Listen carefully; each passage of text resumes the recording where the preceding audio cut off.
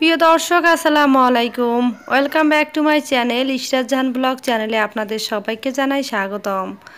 Viewers সবাই কেমন আছেন? আশা করি সবাই যে যেখানে আছেন ভালো আছেন, সুস্থ আছেন।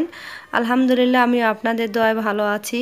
তো আজকে আমি আপনাদের সাথে খুবই মজাদার একটা রেসিপি শেয়ার করব। তো আজকে শেয়ার করব আমি মাছের ডিম ভুনা। তো এই রেসিপিটা কিন্তু আমার কাছে খুবই ভালো লাগে এবং বাচ্চারাও কিন্তু খুব লাইক করে। কারণ হচ্ছে বাচ্চারা অনেক সময় দেখা যায় যে মাছের ডিম এটা ভাবতেই তাদের কাছে অনেক খুশি লাগে।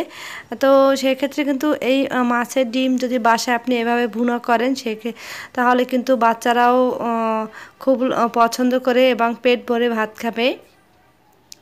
সো ভিউয়ার্স আমার ভিডিওটি ভালো লাগলে অবশ্যই লাইক কমেন্ট এবং শেয়ার করবেন। আর যারা যারা আমার চ্যানেলটি এখনও সাবস্ক্রাইব করেনি তারা আমার চ্যানেলটি সাবস্ক্রাইব করে পাশে থাকা বেল বাটনটি অন করে দিবেন আমার নতুন নতুন ভিডিও আপডেট ভিডিও সবার প্রথমে আপনি পাওয়ার জন্য। আর যারা অলরেডি সাবস্ক্রাইব করেছেন তাদের থ্যাংক ইউ সো মাচ। তো চলুন তাহলে আমরা দেখে নিই যে কীভাবে এই ডিম ভুনা করব।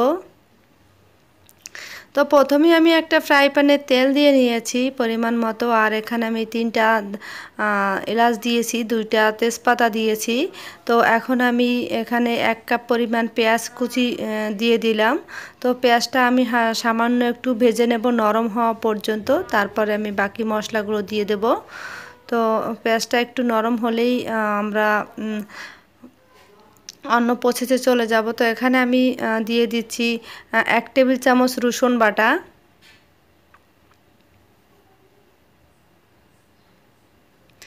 আর সামান্য একটু পানি দিয়ে নিলাম কারণ মশলাটা যাতে পুড়ে না যায় সেই জন্য।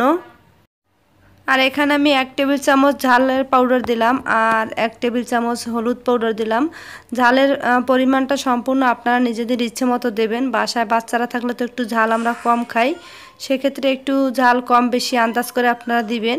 তারপর 1 চামচ পরিমাণ দিলাম এখানে ধনিয়া গুঁড়া আর 1 চামচ পরিমাণ দিলাম আমি জিরার গুঁড়া। তো সব মশলাটা আমি ভালো করে কষিয়ে নেব যতক্ষণ পর্যন্ত মশলার কাঁচা গন্ধটা চলে না যায়। আর আমি মাঝে একটু পানি দিয়ে আবারও মশলাটাকে ভালোভাবে কষিয়ে নিচ্ছি।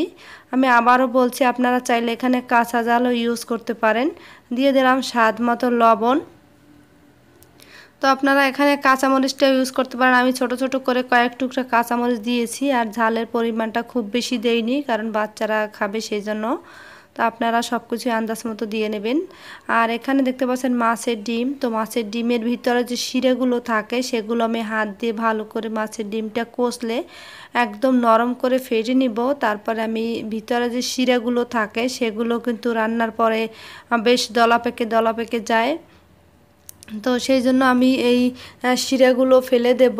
তাই আমি হাত দিয়ে ভালো করে চটকে নিচ্ছি এবং সব লাল শিরাগুলো হাতে উঠে আসছে আপনারা দেখতে পাচ্ছেন।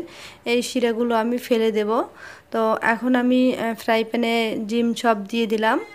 তো দেওয়ার পরে ডিমটাকে ভালোভাবে কষিয়ে নেব একদম যাতে গন্ধ না আসে, মাছের যে গন্ধটা সেটা যেন না আসে, সেজন্য আমি ডিম ভালোভাবে কষিয়ে নিচ্ছি।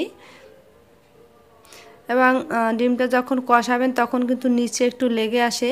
তো এটা নিয়ে আসলে ভয় পাওয়ার কিছু নেই। দরকার হলে সামান্য একটু পানি দিয়ে ডিমটাকে আমি আবারও দেখতে পাচ্ছেন যে একদম শুকনো করে ফেলেছি। তো এই পর্যায়ে আমি এখানে একটা মুরগির ডিম দিয়ে দেব, ফার্মের মুরগির ডিম। তো ডিমটা দিলে হচ্ছে এই মাছের ডিমের স্বাদ আরও দ্বিগুণ বেড়ে যায়। তাই আপনারাও এভাবে একটা ডিম ভেঙে দিবেন। তো এটা সম্পূর্ণ অপশনাল, আমার নিজের ব্যক্তিগত এটা রেসিপির একটা অংশ বলতে পারেন। তো এই রেসিপিতে আপনারা যদি না চান, যদি ডিমটা না দিতে চান সেক্ষেত্রে ডিমটা বাদ দিতে পারেন। তো আমি এখন ভালো করে ঝোল দিয়ে দেব আর এই ঝোলটা শুকিয়ে গেলে আমার রান্নাটা শেষ হয়ে যাবে। তারপর আমি এখন ঢাকনা দিয়ে ঢেকে রাখবো।